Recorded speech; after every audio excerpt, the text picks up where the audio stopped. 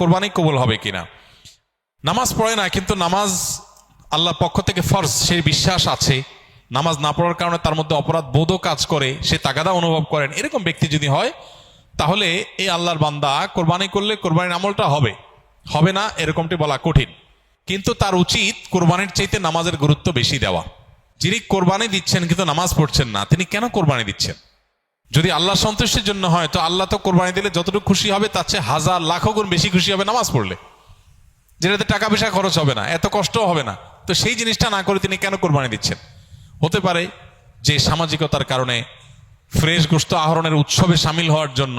এইসব যদি হয় তাহলে এটা তো সামাজিক কোরবানি, শরঈ বা দ্বীনি কোরবানি না।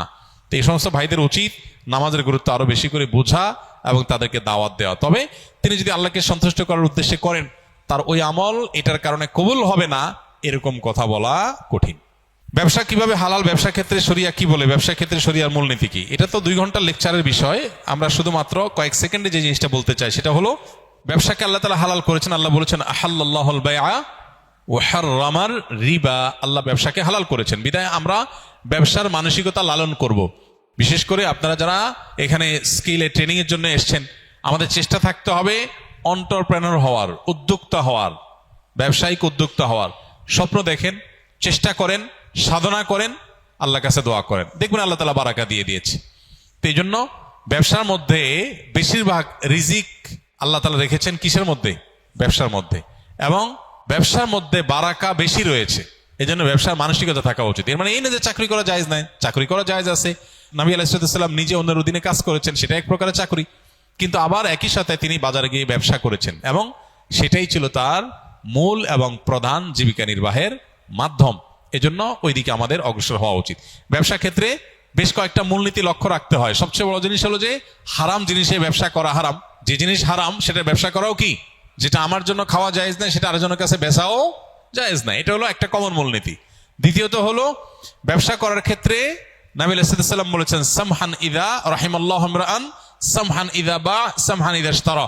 আল্লাহ ওই ব্যক্তির প্রতি রহম করেন যে ব্যক্তি বেচুক কিংবা কিনুক, সবসময় সে দয়া পরবশ থাকে, অন্যের অধিকারের ব্যাপারে সচেতন, সব মিলিয়ে তার ভিতরে স্যাক্রিফাইসের মানসিকতা, তার ভিতরে ছাড় দেওয়ার মানসিকতা, আন্তরিকতাপূর্ণ মানসিকতা থাকে।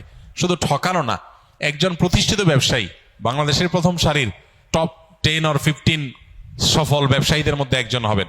ওই লোকটার নাম আর বললাম না। ওনার বিষয়ে এক ভদ্রলোক আমাকে বলতেছিলেন যে আমার ওনার সাথে একটা মিটিং ছিল, তো প্রসঙ্গত উনি বললেন যে ভাই, ব্যবসার বহু সংজ্ঞা তো বই পুস্তকে পড়েছেন, আমি ব্যবসায়ীর ছেলে এবং প্রতিষ্ঠিত ব্যবসায়ী হিসাবে আপনাকে আজকে নতুন একটা সংজ্ঞা বলে যাই। সেটা কি?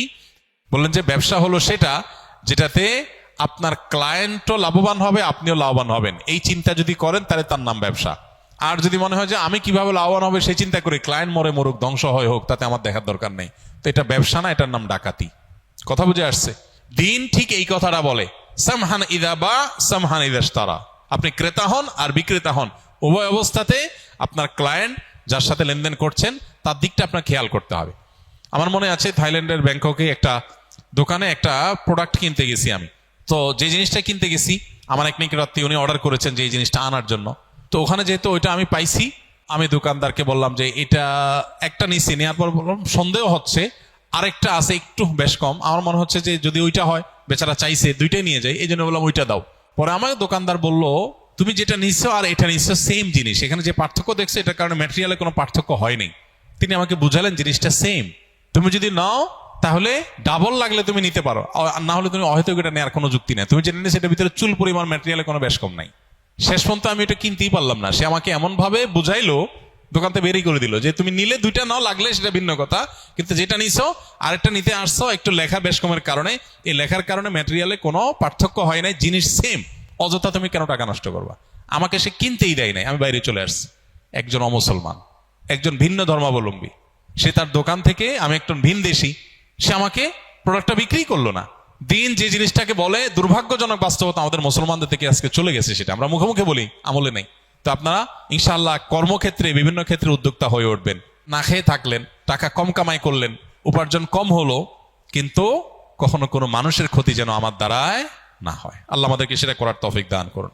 তো ব্যবসার মূলনীতিগুলো বোঝার জন্য ব্যবসা শুরু করার আগে ব্যবসা সংক্রান্ত বিধিবিধানগুলো আলাদা জেনে নিতে হবে, আলাদা কোর্স করে নিতে হবে। কি কি আমল করলে আল্লাহর খুব নিকটে যাওয়া যাবে, কোন আমল করলে আল্লাহ খুব খুশি হবেন? ভাই, যে আমলগুলো করলে আল্লাহর সবচেয়ে নিকটে যাওয়া যাবে এর মধ্যে সবচেয়ে বড় আমলটা হলো সিজদা। নবী আলাইহিস সালাম বলেছেন, আকরাবু মা ইয়াকুনুল আবদু মির রাব্বিহি ওয়া সাজিদ, বান্দা আল্লাহর সবচেয়ে নিকটে যেতে পারে সিজদারত অবস্থায়। এই জন্য সিজদার আমলটা আমাদের বেশি থেকে বেশি করা উচিত। সিজদার মাধ্যমে আল্লাহর সবচেয়ে কাছাকাছি যাওয়া যাবে। আপনি যদি চান আল্লাহর খুব কাছে গিয়ে কিছু বলতে, তাহলে সিজদা দিয়ে আল্লাহর কাছে দোয়া করেন, বিশেষ করে নফল নামাজে। এটা হলো আল্লাহর সবচেয়ে কাছে যাওয়ার সবচেয়ে বড় মাধ্যম। আর কোন আমল করলে আল্লাহ খুব বেশি খুশি হন বা সবচেয়ে বেশি খুশি হন, এটা আসলে আপেক্ষিক। নবী করিম সাল্লাল্লাহু আলাইহি সাল্লামকে একই প্রশ্ন করা হলে তিনি কাউকে বলেছেন আউয়াল ওয়াক্তে নামাজ পড়া, কাউকে বলেছেন যে আমল নিয়মিত করা হয় সেটা সবচেয়ে আল্লাহর প্রিয় আমল। তো এটা আপেক্ষিক।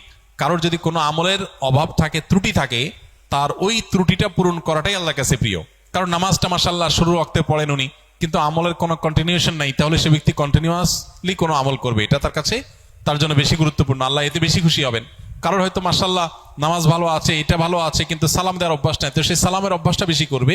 আর এর বাইরে আল্লাহর পছন্দনীয় কাজের তালিকা, এটা নিয়ে আমাদের একটা ভিডিও আছে ইউটিউবে, সেটা দেখতে পারেন। সেখানে আমরা কোরআনে এবং হাদিসে ইন্নাল্লাহা ইউহিব্বু বলে যে সমস্ত, এই শিরোনামে যে সমস্ত আমলের কথা বলা আছে, আল্লাহ তাআলা অমুককে পছন্দ করেন, অমুক কাজ পছন্দ করেন, এই তালিকাটাকে নিয়ে আমরা একটা বক্তব্য দিয়েছি, সেটা ইউটিউবে আছে। সেটা ফলো করলে, অনুসরণ করলে আল্লাহর ভালোবাসা আর আল্লাহর পছন্দের আমলগুলোর তালিকা আপনি জানতে পারবেন।